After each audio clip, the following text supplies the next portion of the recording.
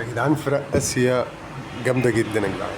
لسه متفرج دلوقتي على ماتش في دوري ابطال اسيا للشارقه والغرافه. الحقيقه يا جماعه ماتش عالمي.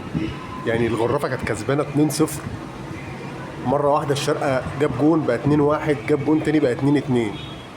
بعد كده الشارقه جاب الجون، بعد كده الغرافه جاب الجون بقى 3-3. مره واحده الشارقه قام جاب جون في الاخر 4-3. ماتش ضرب نار يا جماعه. اسيا فيها كوره غريبه، فيها لعيبه غريبه والله يا جدعان.